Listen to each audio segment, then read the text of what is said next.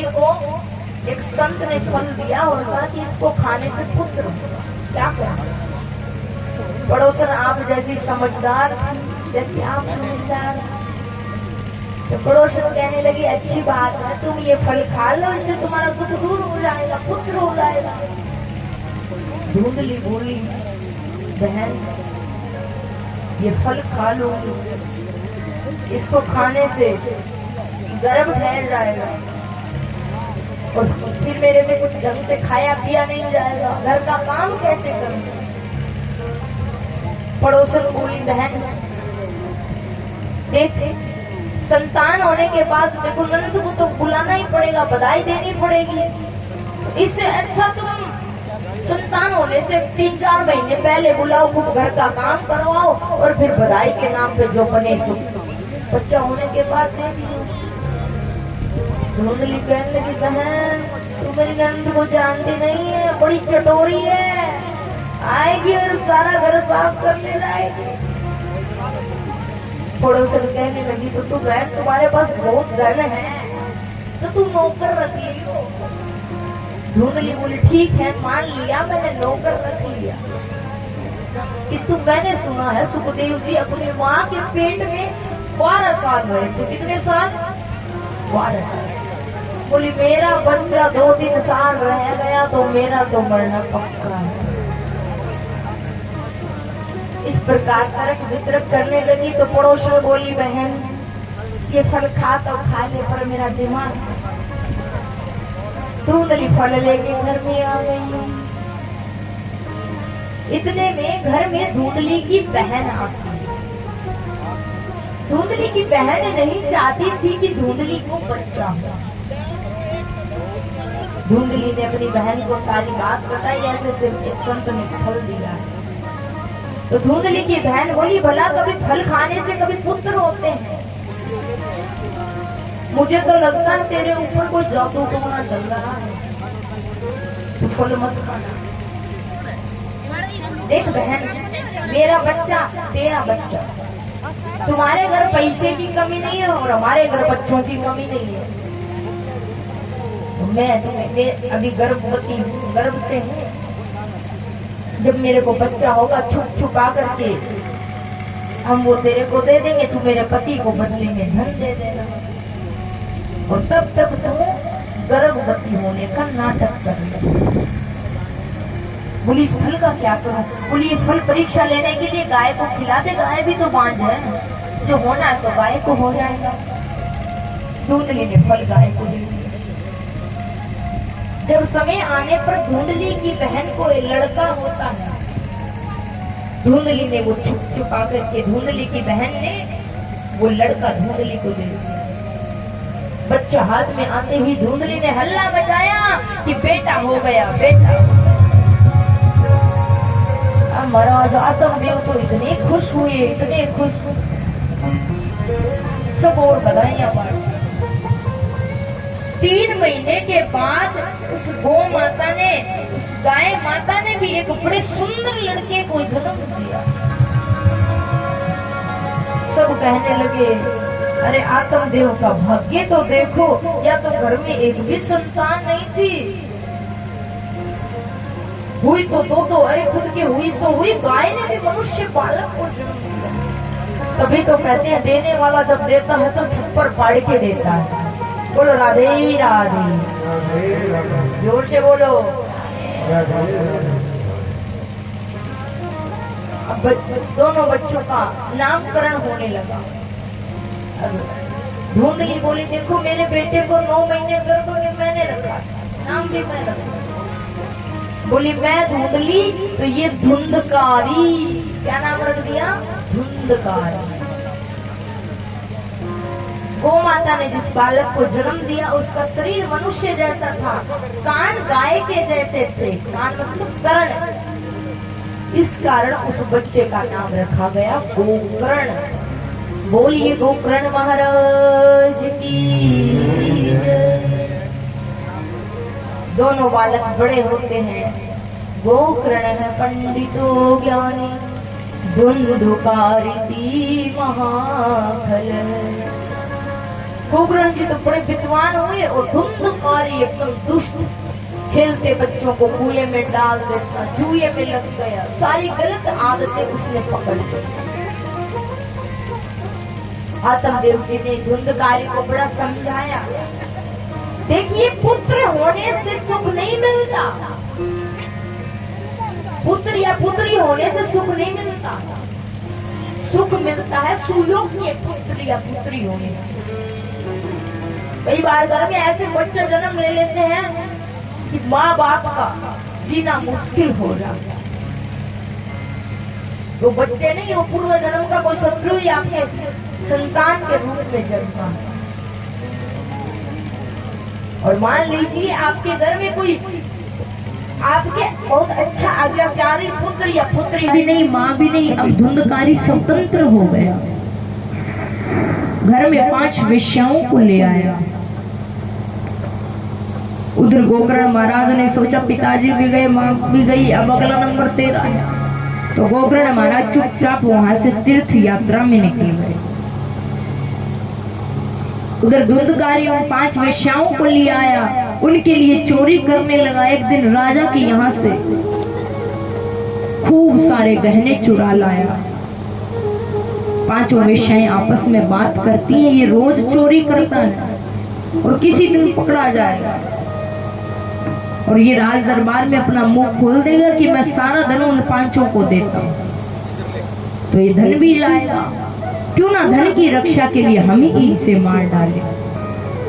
तो 5 ने प्रेम से भोजन करवाया और भोजन के बाद गला दबाकर मारने लगी, किंतु बोलते हैं ना पापी आदमी के प्राण जल्दी निकलते नहीं हैं। तो उन वेश्याओं ने जलते हुए अंगारे धुंधकारी के मुंह में डाल दिए, जिससे छटपटाकर धुंधकारी मर जाता और धुंधकारी मर करके एक भयंकर प्रेत होता है। क्या बनता है? प्रेत। उधर गोकर्ण महाराज को पता लगा भाई धुंधकारी मर गया, तो गया जी में उन्होंने पिंडदान किया। जहां भी जाते उसका श्राद्ध क्रम करते। एक बार घूमते हुए गोकर्ण जी अपने गांव में आते हैं, रात का समय था, तभी उनको भिन्न भिन्न रूपों में रात्रि के समय धुंधकारी प्रेत रूप में दिखाई देता है। धुंधकारी रोने लगा और कहने लगा, भैया मैं तेरा भाई धुंधकारी हूँ और अपने पाप कर्मों के कारण, अपने पापों के कारण मैं प्रेत बना हूँ, मेरी मुक्ति का उपाय करो। गोकर्ण जी कहने लगे, अरे मैंने तो तेरे लिए गया में श्राद्ध किया, अगर गया श्राद्ध से तेरी मुक्ति नहीं हुई तो तेरी मुक्ति होगी कैसे? धुंधकारी बोला, मैंने कोई छोटे मोटे पाप नहीं किए हैं, अरे मैंने तो अपनी जिंदगी में पापों के अलावा कुछ किया ही नहीं है। आप एक नहीं 100 बार भी अगर गया में श्राद्ध कर दोगे तो भी मेरी मुक्ति होने वाली नहीं है। गोकर्ण महाराज कहने लगे, अभी तो तुम जाओ, मैं तुम्हारी मुक्ति के बारे में कुछ सोचता हूँ। सुबह होती है, गोकर्ण महाराज ने अपने तपोबल से सूर्य देव का रथ रोका और सूर्य भगवान से धुंधकारी की मुक्ति के विषय में पूछा। सूर्य भगवान ने कहा कि आप धुंधकारी की मुक्ति के लिए भागवत कथा करवाओ। क्या करवाओ? भागवत की कथा। आषाढ़ के महीने में भागवत कथा रखवाई गई और जिसके लिए कथा रखी वो भी उस कथा में आता है। किसके लिए कथा रखी थी? बताइए, किसकी मुक्ति के लिए कथा रखी थी? धुंधकारी की मुक्ति की। धुंधकारी आता है, लेकिन प्रेत होते हैं, वो वायु रूप में होते हैं। किस रूप में होते हैं? वायु रूप में। यानी प्रेत एक जगह बैठ नहीं सकता, भोजन दिखेगा पर खा नहीं सकता। कहते हैं ना, फलाना दिखड़ा आदमी में प्रेत आ गो, फलानी लुगाई में प्रेत नहीं आ गई, प्रेत आ गयो। बोलते हैं ना कि भूत प्रेत शरीर में वास कैसे करते हैं। देखिए, अगर आपका खान पान सात्विक वृत्ति का है, सही खान पान रखते हो, पवित्रता से रहते हो, तो आपके शरीर में भूत प्रेत नहीं आ सकते, क्योंकि आपके शरीर में दिव्य शक्तियों का वास है। हम कई बार कहीं से जा रहे हैं, हमने जैसे भोजन कर लिया, कुल्ला नहीं किया। अभी तो हमारे यहाँ कोई भी बाहर जाता तो कहते कुल्ला करिए छोरा, बोलते बच्चों को। तो झूठे मुंह सोना नहीं चाहिए, झूठे मुंह कहीं जाना नहीं चाहिए, स्नान करके पवित्रता से रहना चाहिए और एक खुले बाल करके कहीं जाना नहीं चाहिए। आजकल खुले बालों का बड़ा फैशन चल रहा है। बोलो राधे राधे राधे राधे। और आप देखो वहाँ मेहंदीपुर बालाजी कौन कौन गया है हमारा? मेहंदीपुर बालाजी में वो भूत प्रेतों वाले इतने एकदम बाल खिला के ऐसे देखे होंगे आप, क्योंकि नेगेटिव एनर्जी हावी हो जाती है। अगर हमारे अंदर सात्विक वृत्ति नहीं है, हम तामसिक प्राणी हैं, तो हमारे ऊपर नकारात्मक शक्ति हावी हो जाती है। तो अगर चाहते हो आप पर नकारात्मक एनर्जी कभी हावी ना हो, तो अच्छा खान पान रखिए, शुद्धता से रहिए, पूजा पाठ करिए, गौ माता की सेवा करिए, नित्य मंदिर में जल चढ़ाइए, तो आपके पास कभी भूत प्रेत आ नहीं सकते। आएंगे तो हाथ जोड़ के प्रणाम करके दूर से ही निकल जाएंगे। बोलो राधे राधे, बोलो राधे राधे। आप लोगों के पास तो वैसे भी भूत प्रेत नहीं आ सकते, क्योंकि आप तो भागवत की कथा सुन रहे हो।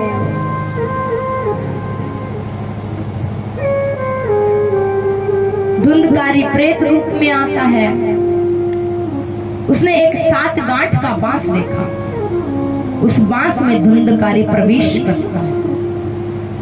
जैसे ही पहले दिन की कथा हुई, उस गांठ की पहली गांठ भी फट गई, दूसरे दिन दूसरी, तीसरे दिन तीसरी।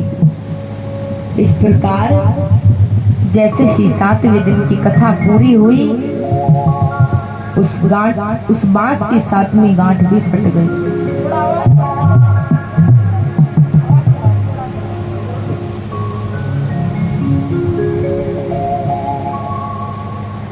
और उस बांस से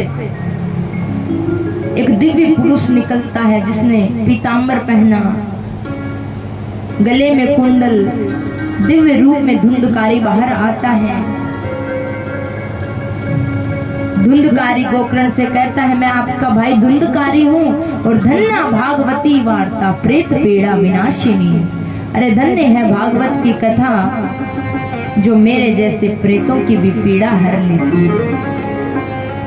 अब धुंधकारी को लेने के लिए भगवान के पार्षद विमान लेकर आते हैं। धुंधकारी विमान में बैठने लगा तो गोकर्ण महाराज भगवान के पार्षदों से कहने लगे कि भाई ये भागवत की कथा तो यहाँ पर सबने सुनी है,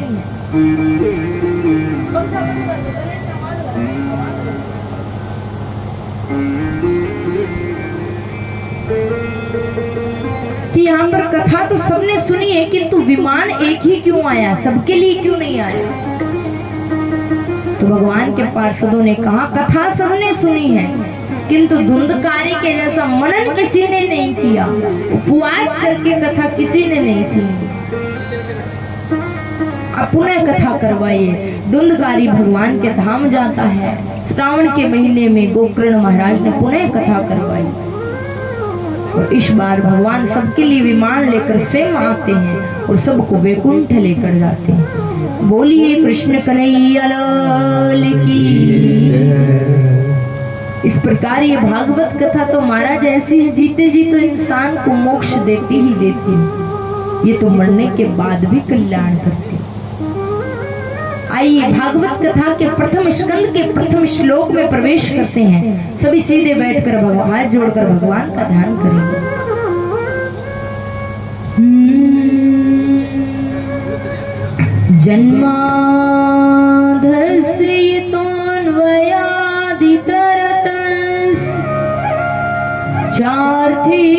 जन्माधस्यतोऽन्वयादितरतश्चार्थीष्वदिव्यः सौराट् तेने ब्रह्महृदाय आदिकवये मुह्यन्ति सूरयः तेजो वारिमृदां यथा विनिमयो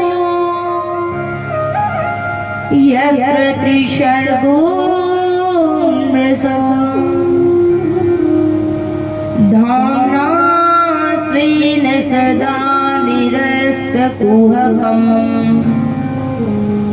सत्यं परं धीमहि सत्यं परं धीमहि। बोलिए कृष्ण कन्हैया लाल की।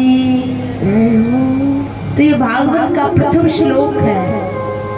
इसमें सत्य स्वरूप भगवान का ध्यान किया गया है। देखिए भागवत में किसी देवता का नाम लेकर के स्तुति नहीं करी गई है। भागवत में सत्य स्वरूप इसका सत्य का ध्यान किया गया है। सत्य है क्या बताइए, संसार में सत्य क्या है? सत्य क्या है? सत्य की परिभाषा ये है, सत्य जो कभी बदलता ना हो। और झूठ तो महाराज पल पल बदलता है या नहीं? अच्छा एक बात बताओ, सत्य को याद रखना पड़ता? कोई बात सांचड़ी है, याद रखनी पड़े? नहीं रखनी पड़ती, वो अपने आप दिमाग में रहता है। और कोई आपने झूठ बोला है तो कहते हैं ना, एक झूठ को छुपाने के लिए 100 झूठ बोलने पड़ते हैं। और बात को याद रखना पड़ता, मैंने ये बात ऐसे करके ऐसे बोल दी। बात में घोटाला ना हो जाए, नहीं तो भेद खुल जाएगा अगर बात थोड़ी भी इधर उधर हुई तो याद रखना पड़ता झूठ को, किंतु सत्य याद नहीं रखना पड़ता।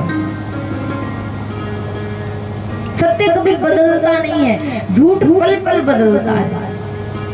तो अब आप बताइए, परिभाषा तो मैंने बता दी, संसार में सत्य है क्या है इस हिसाब से? है तुम सच्ची हो है? और टेंट सच्ची है, वो भी सच्ची को नहीं, 7 दिन बाद महीने भी पार ले जाएगा। बताइए सत्य क्या है? जो कभी बदले नहीं, जिसका कभी नाश ना हो, जो हमेशा रहे। ऐसा कौन है संसार में बताइए? ऐसा है भगवान। हम बदल रहे हैं? नहीं बदल रहे। क्या आप इतने बड़े जन्मे थे क्या अपने माँ के गर्भ से? नहीं, हम पहले बच्चे थे, बच्चे से फिर थोड़े युवा हुए, युवा से फिर बूढ़े हुए कि नहीं? और कब बदल रहे हैं हमें खुद पता नहीं चल रहा। कितने लोग ऐसे जिनको पता है कि हमने अपना बचपन कब छोड़ा? याद है बचपन कब किस दिन छोड़ा? याद है क्या आपको? किसी को नहीं याद, पता नहीं कब छूट गया। इंसान बदल रहा, व्यवहार बदल रहा, रिश्ते बदल रहे, सोच बदल रही है, प्रकृति बदल रही है। और संसार में जो नहीं बदलता है वो है भगवान। आप भगवान को मानो ना मानो, लेकिन आपके ना मानने से भगवान का अस्तित्व तो खत्म होने वाला है नहीं। तो इस संसार में सत्य भगवान है। हम नहीं थे तब भी वो थे, हम हैं तब भी वो हैं, और जब हम नहीं रहेंगे तब भी वो परम पिता परमात्मा रहेंगे। भागवत जी में उन्हें सत्य स्वरूप ईश्वर का ध्यान किया है, जो संसार को उत्पन्न करते हैं, पालन करते हैं, संहार कर देते हैं, जो असत पदार्थों से पृथक हैं, असत पदार्थों से अलग एवं सत पदार्थों में अनुगत हैं, स्वयं प्रकाश हैं, सर्वत्र हैं, जिसके कारण ये संसार झूठा होते हुए भी हमें सत्य लग रहा है। जिस प्रभु के विषय में बड़े बड़े विद्वान भी मोहित हो जाते हैं, ऐसे सत्य स्वरूप परमात्मा को हम सभी हाथ जोड़कर नमस्कार करते हैं। भागवत जी के दूसरे श्लोक में बताया है कि भागवत जी का विषय कपट रहित धर्म का निरूपण करना है। अब देखिए, ये भागवत कथा हर कोई नहीं सुन सकता। ये गांव इतना बड़ा, आप ही लोग क्यों आए हो इस कथा को सुनने? बताइए। आप ही लोग क्यों आए हो? महाराज जी ने तो सबको न्योता दिया है, और कई लोग तो गांव के लोग नहीं आ पा रहे, बाहर से लोग आ रहे हैं। क्यों ऐसा है बताइए? क्योंकि भगवान जिनको, भगवान की कथा में वही आता जिनको भगवान बुलाते हैं। अन्यथा आप कितना भी कथा में आने की सोच लो, कुछ ना कुछ काम आगे से आगे होता रहेगा। तो इस भागवत को हर कोई नहीं सुन सकता। इसको सुनने का अधिकारी कौन है, पात्र कौन है? निर्मत्सरता से रहित पुरुष ही इस कथा को सुन सकता है। देखो, एक तो है मच्छर, थारे गांव में बहुत है। एक तो होते मच्छर और एक होता मत्सर। मच्छर में थोड़ा अंतर। बाहर मच्छर हमें बाहर से काटता है, जैसे मेरे को भी खा गए मच्छर एक ही दिन में। तो बाहर के मच्छर से बचने के लिए आप मच्छरदानी में सो जाओ। आजकल वो स्प्रे आती है, क्या बोलते हैं, हीट बोलते हैं, कि उसको मार दो सारे मक्खी मच्छर स्वाहा हो जाएगा। ऐसे मारने तो नहीं चाहिए। गौ माता की गोबर से बनी शुद्ध धूप लगाया करो, तो मच्छर ही नहीं आएगा। और आजकल वो गोल गोल जलेबी जैसी आती है ना, क्या बोलते हैं उसको, वो जला दो, फिर मच्छर भाग जाएंगे। मोटिन लगा दो, बहुत उपाय है। मच्छर हमें बाहर से काट सकता है और मच्छर हमें अंदर से काटता है। अंदर का मच्छर हमें कब काटता है? बाहर वाले मच्छर से बच जाओगे, लेकिन अंदर वाले मच्छर से कैसे बचोगे? किस किस को अंदर से मच्छर काटता है? ऊपर हाथ उठाओ। किसी को नहीं काटता, या तो सारे दरवाजे। बोलो राधे राधे राधे राधे। बताओ, इंसान को अंदर का मच्छर कब काटता है? दूसरे आदमी की उन्नति, दूसरे की प्रगति, दूसरे की मान बढ़ाई, वैभव, पद प्रतिष्ठा देखी नहीं कि हमें जलन होने लगी, अंदर का मच्छर काटने लगा। इसके पास इतना आया तो क्यों आया, कहां से आया? बोलो खुदा खुद के घरा अंधेरो, इसकी फिक्र नहीं है। बोलो पड़ोसी का लाइट जला तो कैसे जला? ये होता अंदर का मच्छर, दूसरों को देखकर जलन की भावना। तो ऐसे जिस इंसान के अंदर ऐसा भाव हो, इस कथा को सुनने का अधिकारी नहीं है। भगवान उसको इस कथा में नहीं बुलाते।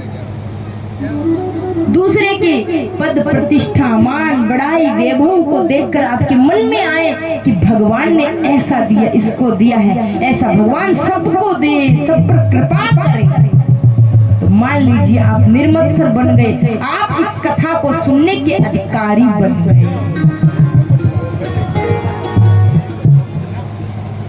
नैमिषारण्य की पावन भूमि में 88,000 ऋषि,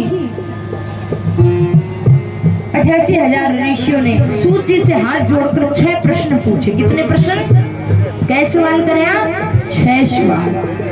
किम श्री शास्त्र सार सर्वावतार प्रयोजनम,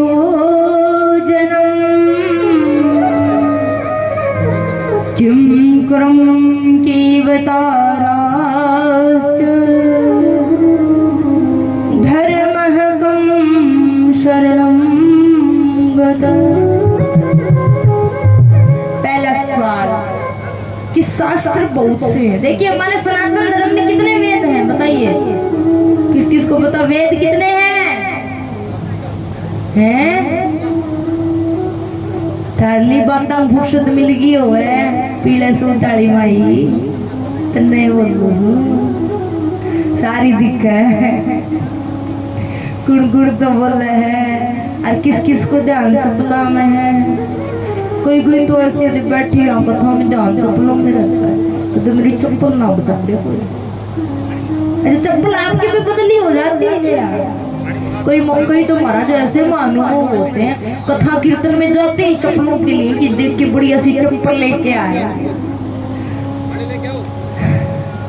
नहीं, यहाँ की बात नहीं, यहाँ के लोग तो बहुत अच्छे हैं, कई जगह के होते हैं।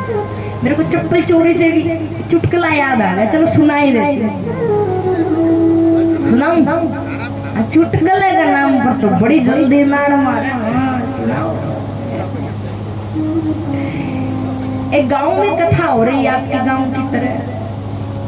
तो जो महाराज जी हैं वो बारंबार बोल रहे कि कथा में आए हो तो कुछ लेकर जाना, कुछ छोड़ कर जाना और कुछ बदल कर जाना। समय कम था, महाराज जी विस्तार से बता नहीं पाए कि भाई क्या छोड़ना और क्या लेके जाना, क्या बदलना है। एक भगत बैठा था, सब बातें महाराज जी की सुन रहा, फिर मन ही मन सोचने लगा कि महाराज जी ने बोला है आए हो तो कुछ लेके जाना, कुछ छोड़ कर जाना और कुछ बदल कर जाना।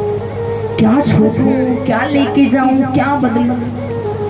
कथा पूरी हो गई, महाराज जी भी चले गए उठ के। लोग उठ के जाने लगे तो वो आदमी खड़ा होता है, बाहर आता है, अपनी चप्पल पहनने लगता है। चप्पलों पे ध्यान गया, चप्पल बड़ी पुरानी हो गई। महाराज जी ने कहा कुछ लेके जाना, कुछ बदलना है, कुछ छोड़ के जाना। क्यों ना यहाँ से नई चप्पल उठा ले जाऊं, अपनी पुरानी छोड़ दूं। हो गई चप्पलों की अदला बदली। तो उस महानुभाव ने नई चप्पल उठाई, पुरानी छोड़ी, चप्पलों का परिवर्तन, चप्पलों की बदली करनी। तो आपको महाराज चप्पलों की बदली नहीं करनी। महाराज का कहने का मतलब ये था कि आए हो तो कुछ लेकर जाना, यानी कथा से अच्छी बातें लेके जाना। छोड़ के जाना मतलब अपनी बुरी आदत, कोई अपना बुरा स्वभाव छोड़ के जाना, कुछ बदलना, यानी अपने जीवन को, अपने स्वभाव को आज से ही बदलना शुरू करना। आपको चप्पल पे मेरे को एक बात और याद हो गई, मैंने किसी संत के मुख से सुना था, जीवन में कभी भी 3 चीजें दूसरे व्यक्ति की नहीं लेनी चाहिए। कितनी चीजें? 3 चीजें। पहली चप्पल, दूसरी छाता, तीसरा छाता। देखो ये लगे हैं, आज तो बड़े सुंदर सुंदर छाता लगे, कल बारिश हो रही थी ना, भागवत भगवान के यहाँ छत्ते लग गए। महाराज श्री जी के यहाँ किस चीज की कमी है? कितनी बढ़िया महाराज जी ने व्यवस्था करवाई, कितना सुंदर टेंट है, कितने देखो नीचे ऐसे घरों में भी गद्दे नहीं होंगे हैं? और भगवान भी इतनी कृपा कर रहे हैं, गौ माता की कृपा। देखो रात को बारिश हो गई, ठंडी ठंडी हवा चल रही है। अब कमी है तो अब एक कथा सुनने वालों की। अच्छा आज तो माताओं की संख्या बढ़ी है। कौन कौन माताएं? 10 माताओं को कौन लेके आई? 10 को लेके आई वो हाथ उठाओ। ऐसे हाथ उठाना जो 10 माइयों को या 10 भाइयों को लेके एक माई ने तो हिम्मत करी है भाई, सच्चे 10 ने लेकर आई है? सचमुच में 10 को लेके आए हो? अच्छा कौन कौन 10 लेके आए हो आप? कौन कौन सी 10 है? अच्छा एक बार भाई वो माई के लिए ताड़ी बजा दो, 10 ने लेकर आई है। और कौन लेके आया 10 को? चलो 5 को कौन लेके आया? 5 को अड़ोसन पड़ोसन देवरानी जेठानी सास है। और न तो आपका घर वाला ने लिया है करो। कौन कौन लेके आया? 5 को या 2 को? अच्छा 2 को लेके आए हो। और एक ने कौन लेके आए हो? अच्छा ऐसा कौन महानुभाव है जिसने बेचारे ने 20 में बोला पर एक भी नहीं आई? वो हाथ उठा। बोलो राधे राधे। अब हाथ नहीं उठाएंगे। एक बार भाई जो माई और माइया लेकर आए उनके लिए जोरदार ताली बजा। कल कौन से 10 न लेकर आओगे? देखते हैं फिर गांव में किसकी ज्यादा चलती है। उस माई की तो चलती है व्यवहार अच्छा, तभी 10 को लेके आई है। कल आप लेके आओगे, देखते हैं किसकी बाण भाईली ज्यादा है गांव में। अगर गांव में नहीं मिलने तो तारे रिश्तेदार ने बुला ले, बाण बेटिया ने बुलाओ। इतना बड़ा प्रोग्राम हो रहा गांव में, इतना सुंदर आयोजन हो रहा। इतना सुंदर आयोजन बार बार नहीं होता। अच्छा देखिए एक बात बताइए, आप अपने घर में इतना बड़ा आयोजन करवा सकते हो क्या? नहीं करवा सकते, क्योंकि एक भागवत कथा में इतना खर्चा आता है जितना आप अपनी बेटी के ब्याह में लगाते हो। सोच लो अब आप। बोलो राधे राधे राधे राधे। ये तो भगवान की कृपा है। पूज्य स्वामी श्री महामंडलेश्वर हमारे प्रिय गुरु भाई श्री 1008 दर्शन गिरी जी महाराज, इन पर गौ माता की बड़ी कृपा है। और सच कहूं तो महाराज जी बहुत मेहनती है, बहुत मेहनती है। एक बार महाराज जी के लिए ताली बजा। मतलब इतनी मेहनत करते, महामंडलेश्वर पद छोटा नहीं होता, उसके बावजूद भी इतनी सरलता, इतनी सरसता इनके व्यवहार में है। अब आप लोग तो पता नहीं, अखाड़े में जुड़े नहीं हो, संतों को देखा नहीं है। जो महामंडलेश्वर होते इतने बंठन के, इतने वीआईपी तरीके से रहते हैं, और हमारे महाराज जी तो भोले ढाले सीधे साधे सबसे मिलजुल के रहते हैं। तो ये महाराज जी का बड़प्पन है, इन्होंने कृपा करिए। दूसरी बार आप लोगों के मन में था कि साध्वी जी फिर से आए, नहीं तो एक बार कथा का कोई करवाने का इरादा नहीं था। फिर महाराज जी ने कहा कि नहीं नहीं, कथा तो करवानी है। तो महाराज जी ने हिम्मत करी, ये कथा करवाई। इतना बड़ा आयोजन, ये टेंट है, सारा खर्चा, लेकिन अब आपकी भी जिम्मेवारी बनती है। भगवान ने आपको तन दिया है, मन दिया है और धन भी दिया है, तो तन मन धन से थोड़ा थोड़ा सहयोग करो और ज्यादा से ज्यादा कथा सुनने आया करो, जिससे महाराज जी का मनोबल भी बढ़े। और इसी साल ही नहीं बल्कि हर साल इससे भी बड़े बड़े आयोजन हमारे डाणी कारण में होंगे। आइए देखिए, क्योंकि शास्त्रों में कहा है स्नान करने से तन की शुद्धि होती है। नहर में डुबकी मारे शरीर हो जाओ ना। स्नान से तन की शुद्धि होती है और ध्यान करने से मन की शुद्धि होती है और दान करने से धन की शुद्धि होती है। तो थोड़ा थोड़ा अपने धन से, अपने नेक कमाई से दान करके धन को भी शुद्ध करें। अगर आप धन नहीं दे सकते तो गौ माता के लिए आप चारा दे सकते हो, आप दलिया, गुड़, खल, बिदोला कुछ भी दे सकते हो। और अगर गौ माता को गोद लेना चाहते हो तो कोई गौ माता गोद भी ले सकते हो। महाराज जी से आप बाकी सूचना आपको हमारे मास्टर जी देंगे। बोलिए कृष्ण कन्हैया लाल की जय हो। श्री